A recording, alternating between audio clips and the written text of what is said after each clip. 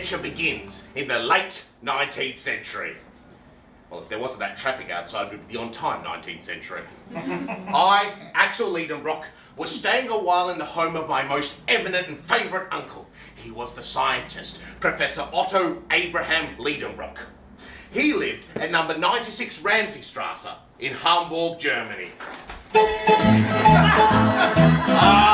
Hamburg.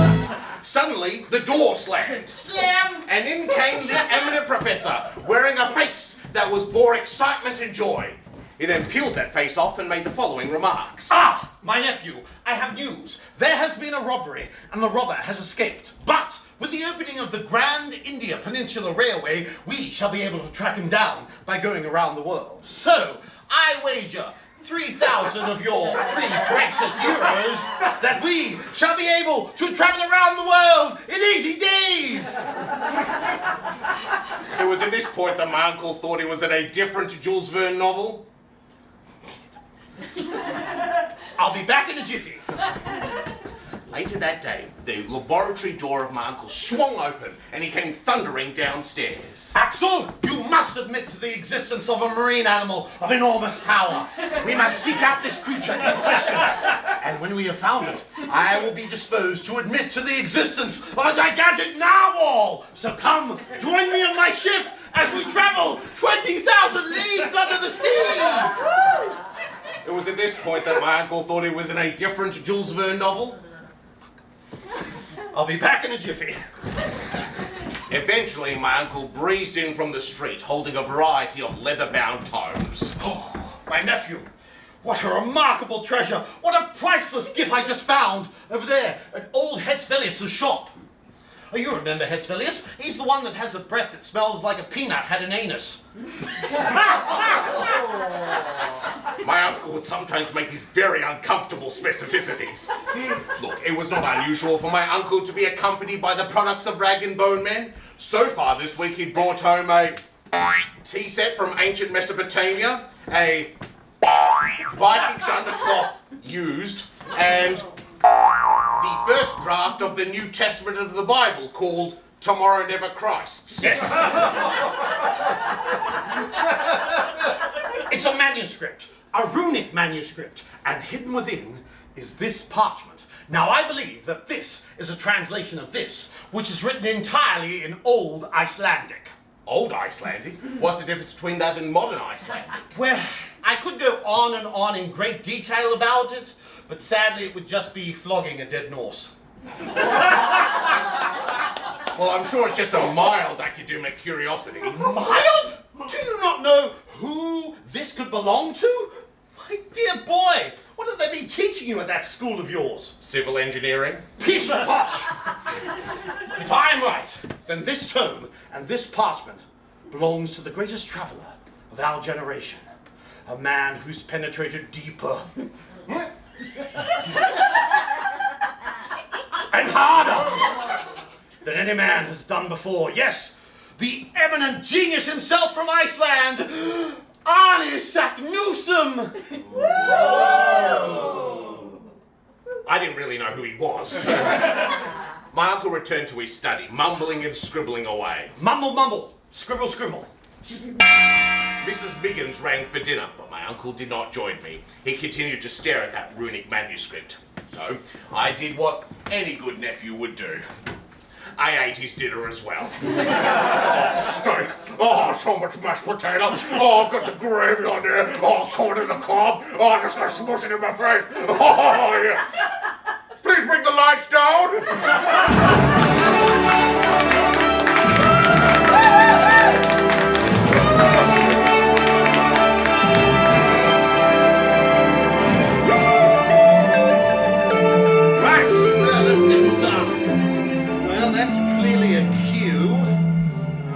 Move that over there, inverse the parabola there, put that letter there. Ha-ha! Yes! Well, that's the crossword done.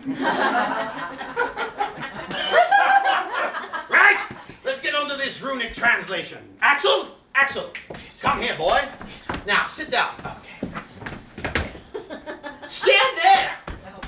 Now, I believe that I have in my possession a serviceable key to this runic translation. Now, take a quill with haste and copy down all that I say. After a lengthy round of dictation, the following remarkable result appeared on my page. Yorn dish born, direct to goo, direct to goo. Yorn dish, de born dish, de gur, bork, bork, bork. Now, Axel, this may look like just a simple spring chicken recipe, but what it is in fact is a cryptograph. Yes, a wondrous mind has rearranged the letters deliberately to confuse those without academic mettle. Now, if I believe we can find the key, we can put the letters in the correct order, and a great scientific discovery will reveal itself. Between you and me, my dear reader, my mind could not help but render this theory complete and utter shash. I'm right here. Between you and me, my dear reader. On the corner of the manuscript, there was a strange ink blot that my uncle spent hours labouring over. This he felt was more useful than greening or liberaling over it. But after a while, fixating on it with his trusty magnifying glass, my uncle finally announced the meaning of those strange, blotted, runic characters. Yes, Arnie Sack-Newsome, just as I predicted. Who is this Arnie Sackbutt anyway? Arnie Sack-Newsome is an alchemist and a savant of the 16th century. There are rumours that he disappeared trying to discover the mysteries that lie below us. What, Mrs. Biggins' laundry? You're a dull boy, Axel. Now, I would stake my academic reputation that this tome and this parchment will reveal all of Sack-Newsome's secrets. I will neither sleep nor eat till I have found them out. Well, this didn't faze me too much. Nor you either, Axel. I suddenly became phased. The first thing we need to do is find the key to this cipher. Your mind, Sack-Newsome. Look, he's written this entirely in Latin. Have a look at that article conjugation there. Yep, definitely Latin. It was French. Right! Let's get to work. I can do anything when I choose.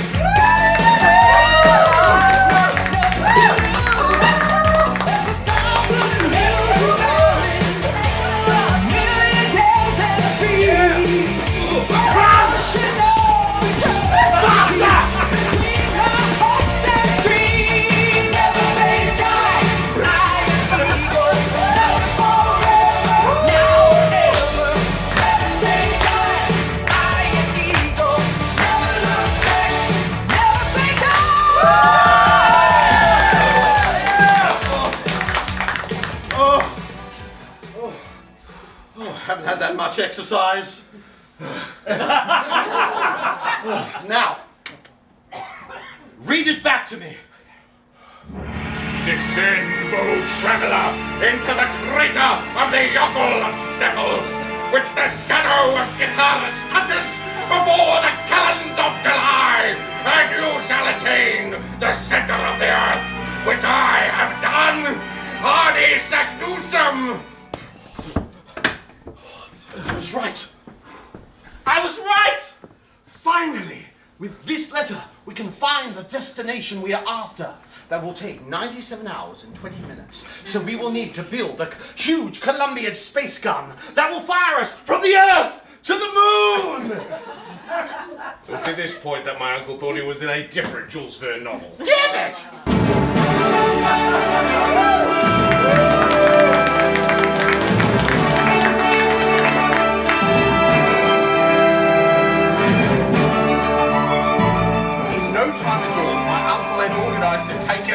To a very, on a personal ferry. These seas are choppy!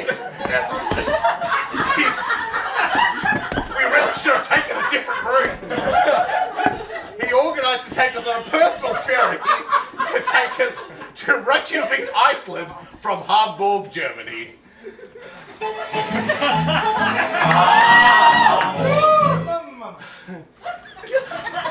Right. Now, this journey was to take us a very long time, so I thought I would ask my uncle a few important questions. Now, where this trip, my uncle, is supposed to take us something like 3 months, to which we then arrive at Iceland and climb up a volcano that may erupt at any moment. Yep, and then, according to this Hani saddle soap, we're supposed to walk down a magical stone staircase to the planet's core. To the bowels of the earth. Oh, please don't call it that. To the rectum of the earth. It really has the same... To the sphincter of the earth. You stop that! What I'm trying to get at is that all the modern theories of science suggest such a feat to be impracticable. Theories? Ha! Liedenbrock cares not for theories. Well, I was talking to cousin Jeffrey, and he says that for every 70 feet you descend into the Earth, the temperature of the Earth raises by 1 degree. And given that the radius of the Earth is 1,500 leagues, it would suggest that the temperature of the Earth would be something like 360,032 degrees, of which all the materials and substances in the Earth would be in the state of incandescent gas or perhaps a molten goo. You can neither confirm nor deny theories until you try them out for yourself. But hasn't cousin Jeffrey got more high-impact journals than you have, and hasn't he got a higher class of degree at yours, and isn't he at the University of Berlin and you're at La Trobe?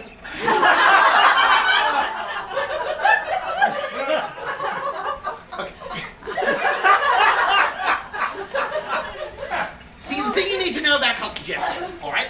The one important thing you need to know about cousin Jeffrey is cousin Jeffrey's a prat. All right? If his theories about the center of the Earth being as hot as it is, you know what that would mean? The outer crust of the Earth would shatter to atoms, and the world would be at its end. Now, I want to hear nothing more about cousin Jeffrey and his apparent theories on global warming. Satire, satire, satire. Eventually, we docked at Reykjavik. No!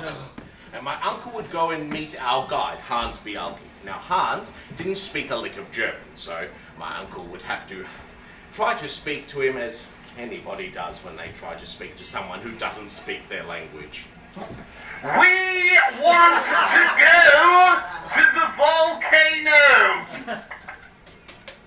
Damn thing's not working. In the meantime, I thought I would put quill to parchment, as it were, and write a lovely little postcard to my fiancée, Grauben. My love is like a red, red rose. Dearest Chicky Babe, the absence of you in my life has put a hole in my soul. I've got a soul hole, Grauben. I cannot wait for our wedding day where you'll patch that together, along with this hole in my pants. You would like our guide, Hans. He's definitely your type. Tall, robust, and muscular. Use your imagination. He's got eyes that are of intelligent sea blue, and hair, the long flowing that they would call red, even in England. And when he takes off his tightly tailored shirt, he's got those impressions that they call ejaculatory gutters.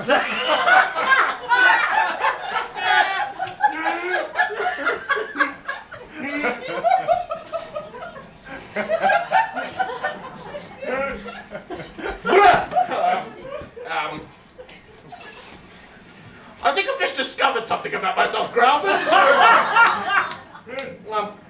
we'll see ya.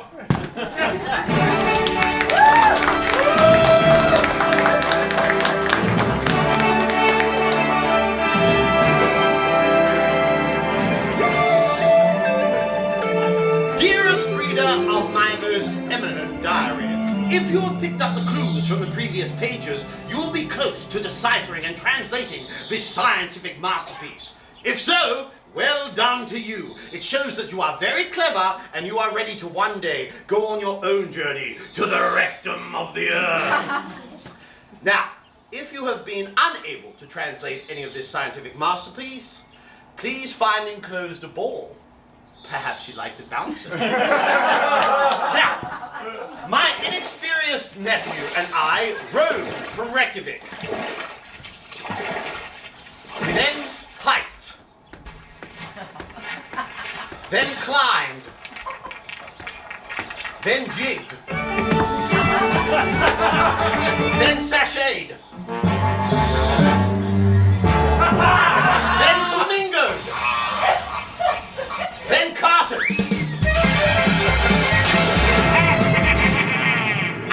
gonna win.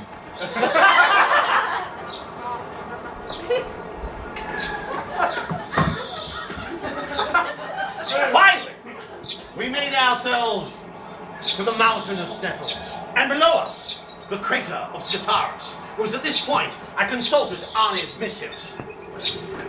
Descend before the calids of July. All right, well, let me check my calids. April, May, June. Yes, it was mid-June. Excellent. Admittedly, it would have been early June, but someone wanted to stop for ice cream.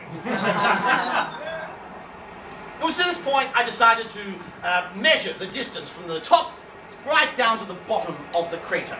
So I decided to employ the help of my nephew.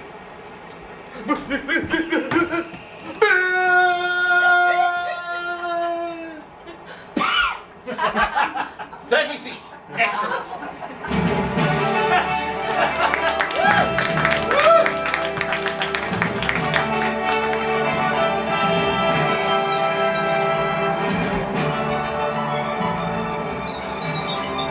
At the bottom of the crater, there were 3 enormous chimneys from which Snaffles had driven forth fire and lava from its central furnace.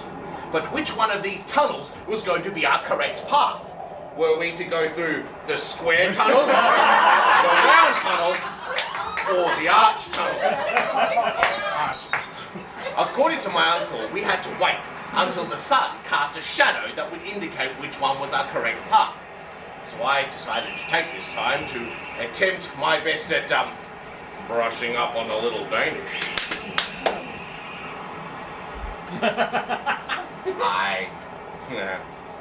Oh, what a... Hello. Hans, that's a lovely duck you've got there. This is Gertrude. She is my everything. So how did you two meet? So how did you two meet?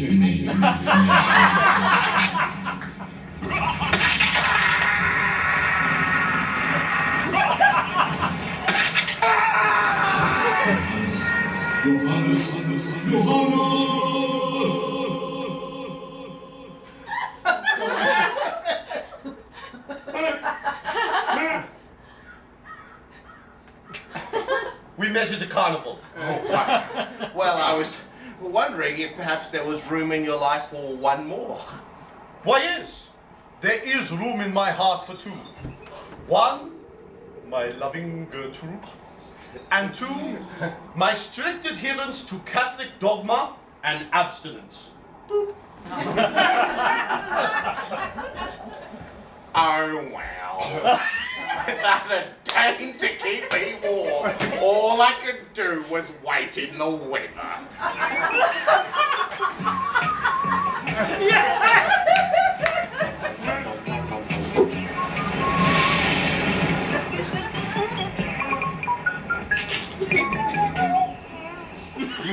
Until finally, we were going through the arch tunnel. Very relieved. Clearly the rocks are very happy with your choice.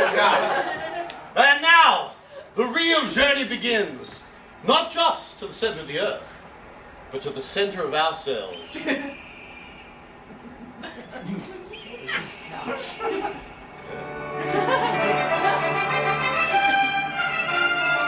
Journey to the center of the earth will return after these fun facts. How are you all doing? Yes, it wouldn't be an Innes Lloyd show without some fun facts. And our fun facts right now, we're going to be focusing on the author of Journey to the Center of the Earth. Yes, the man himself, Mr. Jules Verne. Now, Jules Gabriel Verne was born on the 8th of February, 1828 in Nantes, France, and to date, he is the second most translated author in the world after Agatha Christie. Does anyone have an idea who is? No, I've already revealed the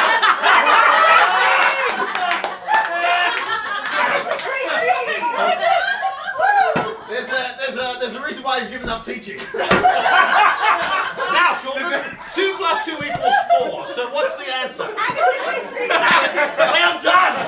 Well done! Get out the system quickly! We're not struggling in the education system at all. Well done. They go, how's he going to get a... No. So glad we filmed that one. Now, his stories and imagination were inspired by events from his childhood. Stories of shipwrecked husbands told to him by his widowed school teacher would go on to later be responsible for stories like The Mysterious Island, Second Fatherland, and The School of Robinson.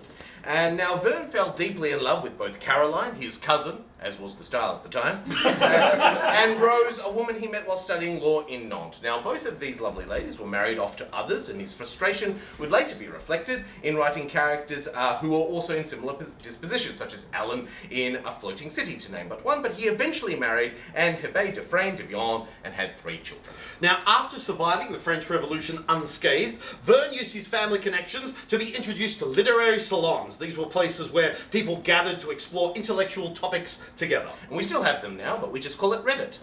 Now, this is where his interest in writing really took off. And Vern, his earliest writings were inspired by the work of Victor Hugo.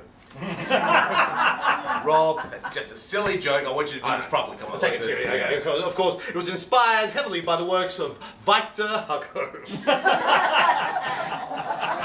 Even you couldn't get through that one.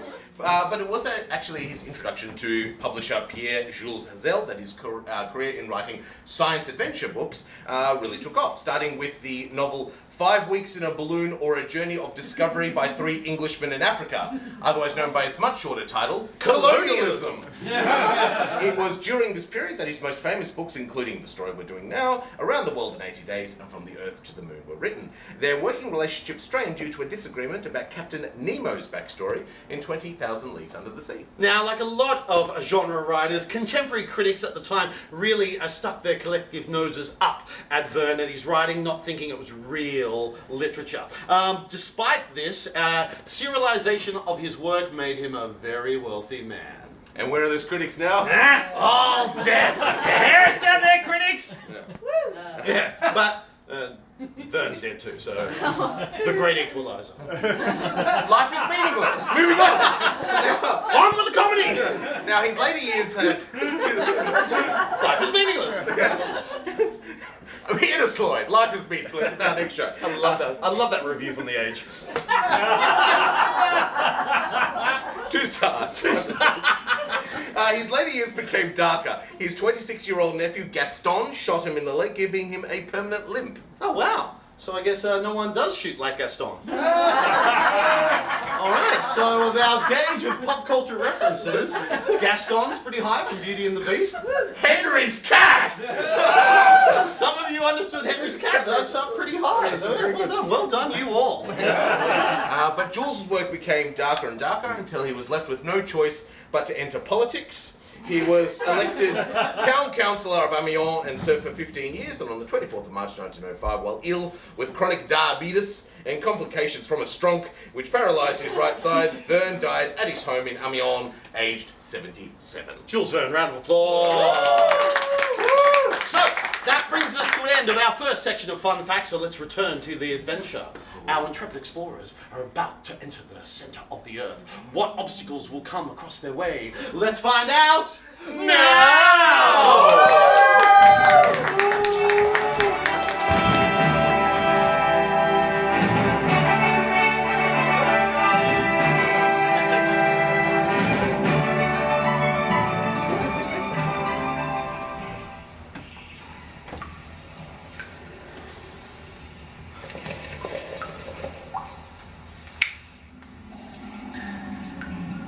Coin.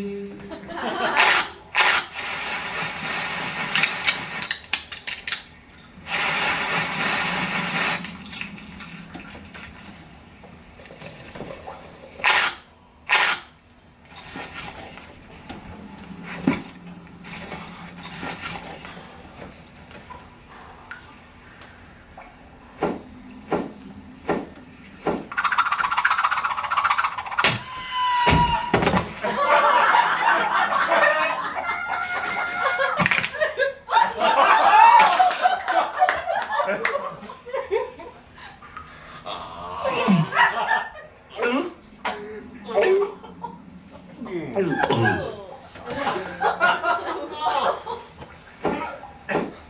just climbing this rock and minding my business. Oh, please help me. I'm not really that badly hurt. I just need someone to help bandage this rock.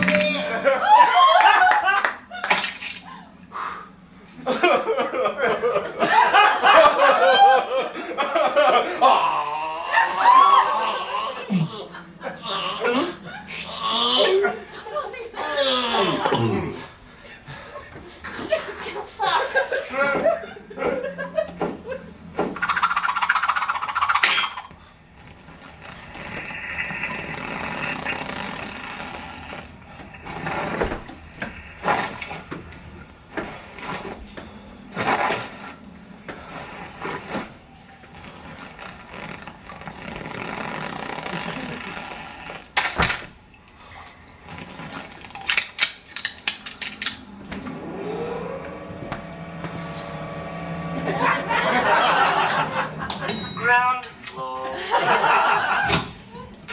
Ah, there you are, Axel. What took you so long? This way!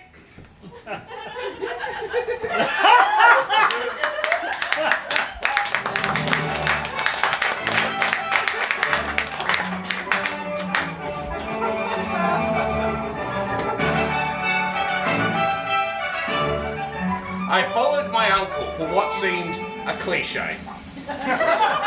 My mind could not comprehend my surroundings. Hunger and fatigue had made me incapable of reasoning. Also, our water supply was almost half consumed. I could not help but alert my uncle to this fact. Don't be uneasy, Axel. We shall find all the water that we want. When? Well, when we have left these lava beds behind us. I mean, how could springs break forth from such kitschy walls as these? Now, if you'll join me in this brand new underworld, we shall find not only water, but money, women, and fame! Welcome to the underworld, have a look around.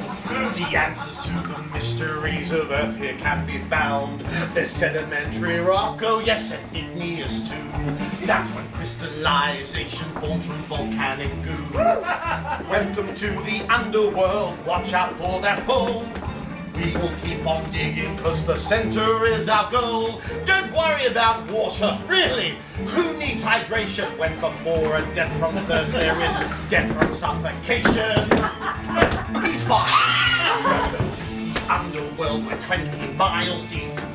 Look how far we penetrate when we forego our sleep. Now the mercury is stable, so maybe that means the 20 miles isn't downwards but sideways it seems. Welcome to the underworld. Ooh, let's try this track. With pride and strength and nerves of steel. Who touched my back? Yes, out of the way there, mister. I know where I am. I could always leave you trapped below or beat you with this ham. This ham! Digging through this rock and lose your socks. What did you think it would not suck to dig this far below and dig until God only knows we must not falter, stay on track. Oh God, we're doomed and I'm about to crash.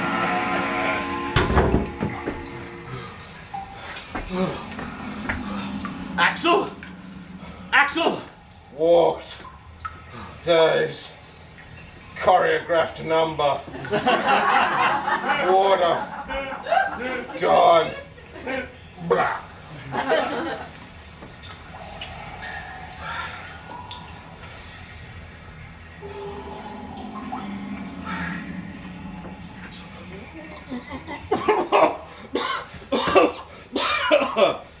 Now that was the last, you hear? The very last. I kept that precious amount, that treasure at the bottom of my flask. 20 times, nay 100, I had to fight the dreadful urge to consume it myself. But no, I gave it to you, my nephew. Oh, I'm very grateful, my uncle. Sorry, my eminent scientist, Professor Uncle. But now with the water all gone, I suppose that means we have to go back to the surface.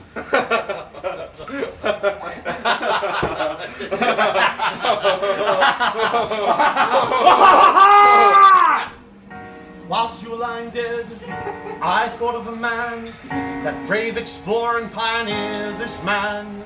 I could be Columbus, the new world he found. I could be just like him, only deeply underground. It was cool. We can't stop this journey till we're nothing but bone. We can't stop this journey till our souls they have atoned. No one wants a story that ends merely halfway. We keep walking and then digging and then marching and then digging and then bleeding.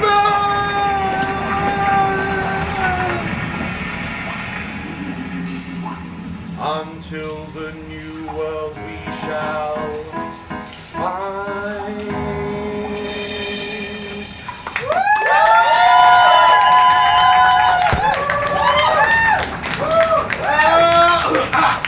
Agony, ooh,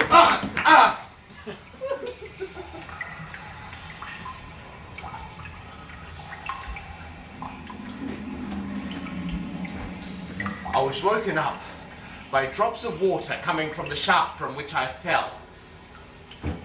I was alone. I shouted. No reply. I was doomed. No. Feeling sorry for myself won't save me. There had to be a clue around here that would help. That's when I noticed the floor. My fall was broken by what appeared to be straw in the middle of rock formations. That's impossible. What was that? It was a dinosaur! This must have been its nest! But there was only one question I had in mind. How to avoid a future in that thing's colon.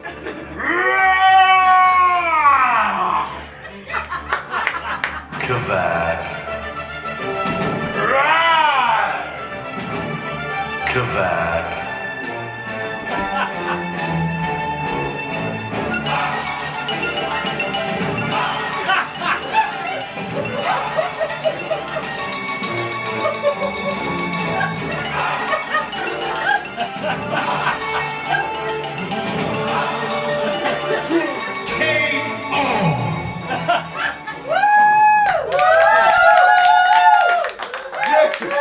You saved me!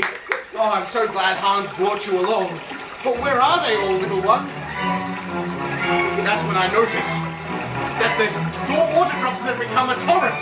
It was flooding the cavern. I had to find my exit. My only escape was being blocked by a dead dinosaur. There was another exit on the other side of the cavern, so I had to run. But then the water was getting up to my knees, then getting up to my hips, and then up to my shoulders, and oh God, bring the lights down! Journey to the center of the Earth will return after these fun facts. Whoa! What happens next? I can tell you. Fun facts. All right, well, here we go. We're up to our next level of fun facts right there. Care to start us off, Mr. Innes? Indeed I will. Now, in this set of fun facts, we explore the wide and varied list of adaptations of Journey to the Center of the Earth. There have been films, TV specials, audio recordings, even theme park attractions. Now, let's start with the 1959 film, probably the most well-known adaptations of Jules Verne's work of Journey to the Center of the Earth. 1959 version, of course, had Mr. James Mason himself, and pretty much shirtless all the way through it, Mr. Pat Boone in his biggest film role. And what a role! Oh. Now, they... Terribly sorry about that, it's been a long day. They used some really cool up to date, there we go. Up to date special effects in this film. So they basically got rhinoceros iguanas and put dorsal fins on the back of them to look like prehistoric monsters. They also included a female explorer called Arlene Dahl. She played that role just to reduce the sausage fest. Now, Fun fact. That's how you do it. sexism fact. Now, what you might not be familiar was that in 1978 there was the batshit surreal, insane Spanish version, Viadre al Centro de la Tierra, starring Kenneth More, British actor, and apparently time-traveling clones in the center of the earth. Yep. It's all on YouTube and it's as batshit crazy as you think it is. Now, we're also going to look at the 2008 3D version starring Brendan Fraser. Now, Now, last time we filmed this back in 2017, we gave a lot of flack to Brendan Fraser. We were very uneducated, we did our research, and now we love Brendan. This show, in many ways, is just to make up for our follies back then. It's all to show our love to Brendan Fraser. Right there. Yeah, now, in this version, there was easily domesticated glowbirds. No, not blowbirds. They're not so easily domesticated. And also they played baseball with giant piranha fish. Like the piranha fish with the balls. They didn't like just there going, the piranha fish is there going, it's a curveball. I don't know what sounds like Edward G. Robinson. Anyway, next up. Can we breathe? Well, Agatha Christie. Well, that's the end of me. Now, on television, there was a 1967 animated series by Filmation starring the voice of Ted Knight, loosely based on the 1959 film. But this series was known for having such bizarre subterranean creatures as frog pirates. Exactly. We've also got the 1993 made-for-TV pilot movie that they made, starring F. Murray Abraham, Oscar winner for Amadeus, and also Tim Russ from Star Trek Voyager. Yeah, all right. Okay, so there we go. This is the best crowd. They get all our references. Tuvok from Star Trek Voyager up there with Henry's cat. And frankly, I feel like it's a success. Now, sadly, it was not a hit on NBC TV, so it was never turned into a full series. It's on YouTube as well. It's not a big disappointment that it didn't get a series. But now there is also a very somewhat unfaithful adaptation from 1999. It's a Hallmark Entertainment production, not set at Christmas, starring Treat Williams and Braun Brown. This time there are such fearsome creatures as lizard-style solenoids and gingers. Yeah. Don't blame us, blame Brian Brown. Now let's have a look at audio adaptions. There's been many audio recordings of the story with the likes of James Mason, John Pertwee, Tom Baker, and Mr. Tim Curry. It's very sexy. But we couldn't go on and we couldn't finish off our fun facts without talking about Mr. Rick Wakeman, who is responsible for the 1972 concept album of Journey to the Center of the Earth, which has songs, it has bridging narration by David Hemmings. It has capes. It has capes right there. And a lot of the music that you hear tonight is from that soundtrack. And he also did a sequel in 1999. His decision to do that was a poor one. But now we must return to the plot. Yes, now Axel. Oh yeah, we do that every so often. It just interrupts the fun facts. Our intrepid narrator and nephew Axel is, in essence, up diarrhea drive without a saddle. That's right. So we're going to find out what happens right now!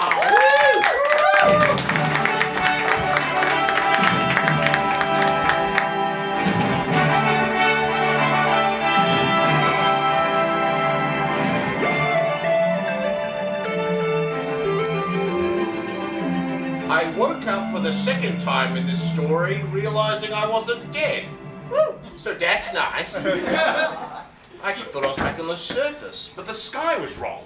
My uncle would later explain that was phosphorescent metamorphic rock formations. Ah, there you are, my nephew. It's good to see you awake. Now, welcome to the Liedenbrock Sea, named after me, of course. Now, if you join me along here, we can go down the Liedenbrock path, then we'll go along to the Liedenbrock coast. Oh, and then we can pop into the Liedenbrock Boulevard, possibly go into the Liedenbrock Plaza, where we can stop off for gin and Liedenbrocks at the Liedenbrock Cafe. Oh, what's the matter with you? Oh, well, good heavens. Your muscles are tightening more quickly than a dilating sphincter of a... Oh gosh, it's hard to get that line out of the top. And it's on videotape as well. Let's go back again. All right, pretend. Take two. This thing, we're doing this in a live show. It's worth the wait. All right, you ready? You ready for comedy gold, Idders? I promise to give your lines the beauty they deserve. Very good. Oh, what's the matter with you? Your muscles are tightening quicker than a monkey's dilating sphincter after a glass rod insertion. Hey! My uncle would sometimes make these uncomfortable specificities. Look, I'm afraid to speak above my station, my uncle, but I fear I must. I have baked. I have dehydrated. I have fallen to my death. I have nearly drowned to my death. I've nearly been eaten to my death. Well, what have you got to say about that? That's... My nephew, when you fell, I did not sleep. I mean, how would I explain your death to your parents? How would I eulogize you? The stress that put me under. I cried buckets of tears at the mere thought of having to pay for your casket. Have you ever thought about my feelings in this situation? No. Self. That's about as close to a sorry about that as I was going to get from my uncle. Now, if we make our way to Port Liedenbrock, you'll see that young Hans and Gertrude are working over there. We just need to make our way along the windings of the shore. Don't you mean windings? No? Have a look right here. Fair enough. On to you. Yeah. We made our way further along the shoreline until we reached further inland. There was a highly tufted and dense forest. It was composed entirely of umbrella-shaped trees of moderate height. Yes, moderate. There were mushrooms like trees, but were of a gigantic stature, which my uncle therefore creatively named The gigantic mushrooms. There were Don't clap him, it only encourages him. I got that line out, all right? There were giant ferns, club mosses, and those plants that look more anatomical than I felt more comfortable with. Stop that! At Port Liedenbrock, my uncle was constructing a primitive telescopic lens, whilst Hans and Gertrude were busy assembling the flat-packed raft. Yes, turns out there's an ancient IKEA down here too. Now, after a night and a day, the raft, or as it's called in the catalogue, the Woodmullen, was eventually constructed. So we celebrated with that ancient and rite of having cheap meatballs and hot dogs.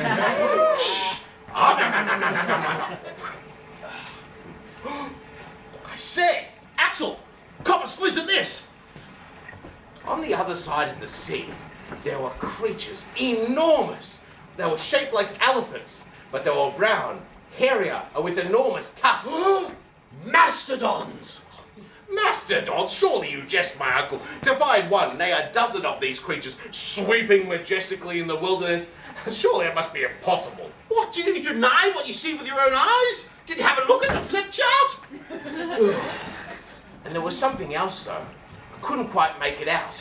But whatever it was even larger than the mastodons. For the first time on this journey, Hans was afraid. He grabbed onto my arm.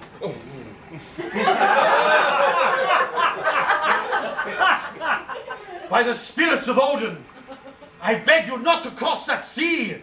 I fear it will end in disaster.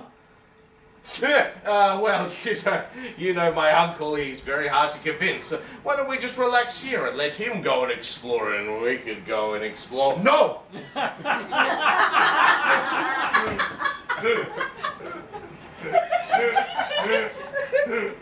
I was hired to guide you, and guide you I shall. Even if that means being thrown to the feet of the gods themselves. I will never wash this eyeball. Right, now, young Hans and Gertrude, get the SS Liedenbrock out onto the sea. Axel, board the raft. Now, to the other side of the sea, to the new lands, away!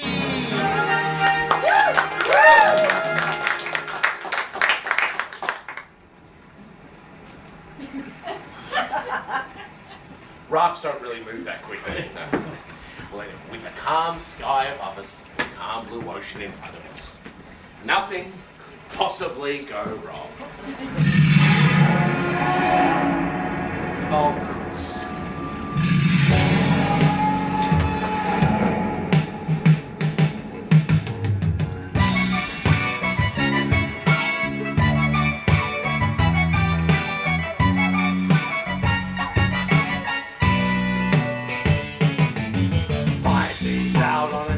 Sea, they prayed calm on the ocean free, but the surface of the water indicated some disturbance. The raft was hurled by an unseen source 200 feet with frightening force, and the dark mass rising appeared to be a giant porpoise. Rising out of the angry sea, towered the creature's enemy, and so the two sea monsters closed for battle. Crocodile teeth, lizard head, bloodshot eye stained ocean red, moving close to the raft side, the three men prayed as one and cried, "Save me, save me, save me."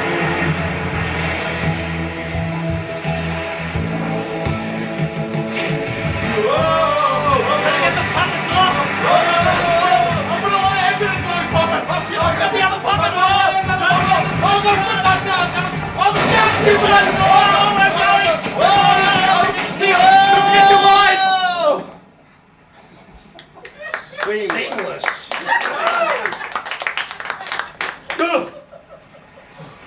Axel? Yeah? Are you bleeding? Only internally. Good. Are you? Yes. Internally or externally? Yes. Where are we? Oh, we're on the other side of the sea. Oh, hooray! There's nothing to fear. Silly Hans. Oh. We made it to the other side. And I've still got most of my bones. Yes, they're mostly in the right position as well. We made it. There was no disaster. No God feed for us. Yeah, well, that's the thing about the superstitions of the working class, like Hans. All right. Where are you Danish brute? Show yourself. I don't think he could hear you. Oh, where's my megaphone? I don't think that's gonna help. Why the devil not? Just got sat on by a mastodon. Oh. Yeah. Is he all right? Oh, his foot's wiggling. All right, well, we better go help him. Oh, no. We can stay seated. Because he's... Yeah, he's up. You mean Yeah, he's a... So he's... He's a pancake. Yeah. He'll be sadly missed. Poor man. Died as he lived. Being sat on? No, adventuring. Oh, right. That's how I want to go. Being sat on?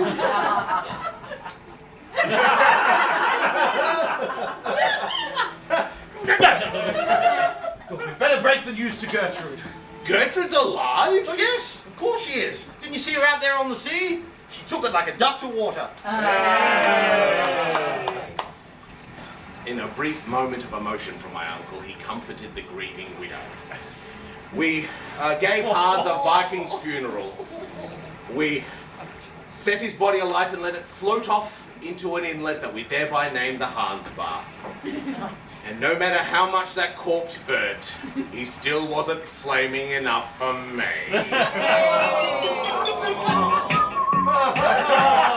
Stop that! Show some respect for the dead. The next day, we continued to walk on this side of the sea. My uncle theorized, you see, that with the sloping downward trajectory that we must be getting closer towards the center of the earth. Dearest reader, we travel across with much difficulty across granite fissures and chasms. It was then that we came across a vast, primitive graveyard of bleached bones. I delicately brushed away some of the dust and came across a historical scientific discovery. I called for the dunderhead. Dunderhead! Dunderhead! Come have a look at this. Do you see that skull there?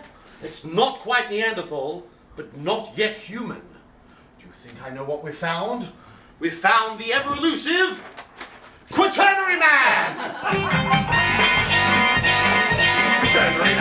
Quaternary man, has a shorter average arm span. His existence defies all laws. He has no projected doors to look out. Here comes Quaternary man.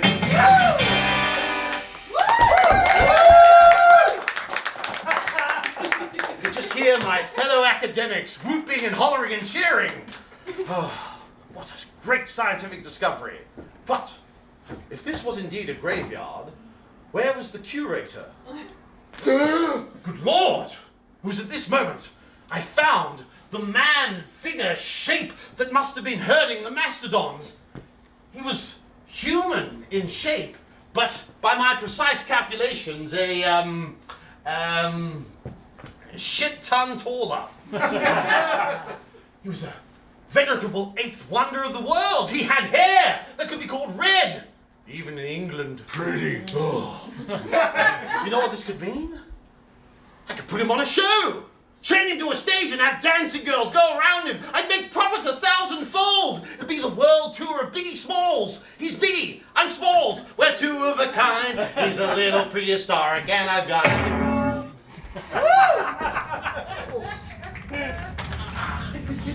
Oh, dear diary. Negotiations over the Giant's appearance fee has met a bumpy end.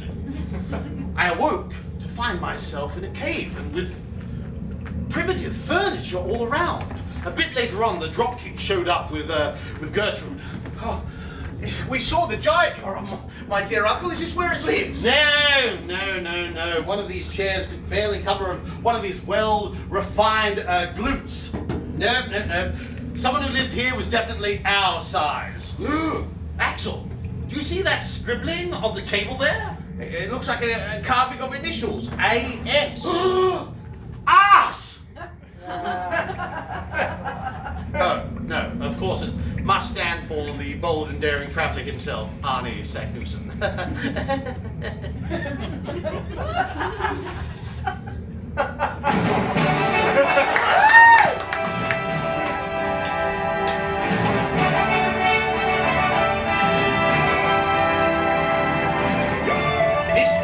Of the line for Arnie Saknussemm. According to the runic wall scroll that my uncle translated, the 16th century savant ended his journey here, which means that if we could dig further, we'd surpass the genius. And thanks to some gunpowder that was in Hans' backpack, we were ready to blow this popsicle stand.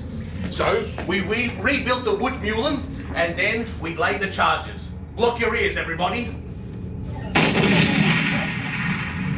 Ahead of us, a giant tunnel emerged. Water from the Hans bark flooded into the hole like an unprotected man. We boarded onto the raft and floated gently into the tunnel. Hours and hours of darkness surrounded us. Uncle, I think the water's getting warmer. Yes, well, I didn't have a chance to go before we left, and I couldn't hold on forever. No, I think it's scalding. Oh, we're in a geyser! We're being sauntered to death with one great vast puff.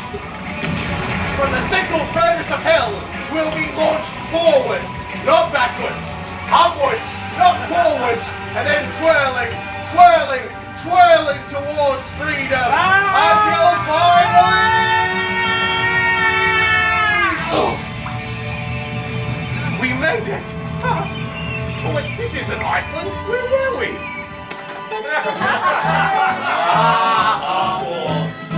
Gertrude, my uncle, and I dusted ourselves off and raised a toast in the memory of Hans, for he got sat on by a mastodon so that we could take all the credit. My Gertrude would get over her troubles.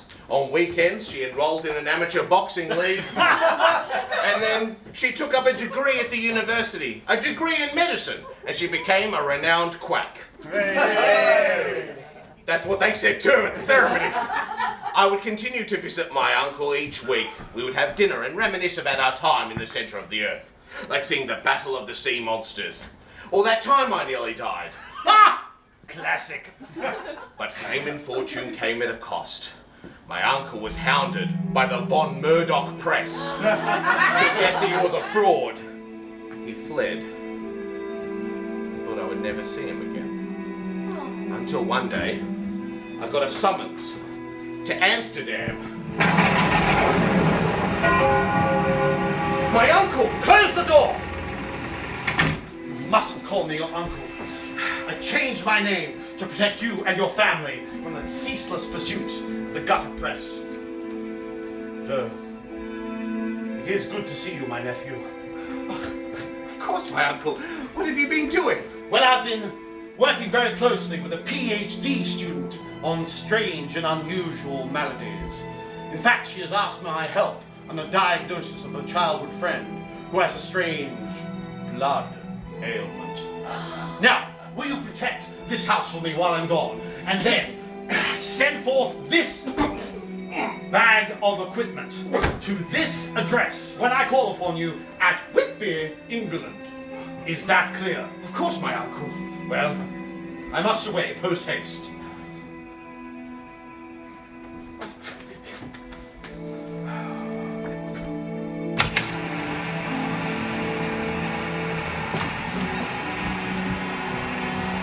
What was all that about? Decided to have a bit of a goosey of what was inside this carpet bag I was supposed to send on. Huh. Holy water? Garlic? Wooden stakes? My uncle's journal! But his name's been crossed out. This must be what he's calling himself now. He's not Professor Otto Liederbrock anymore. He was Professor Abraham Van Helsing.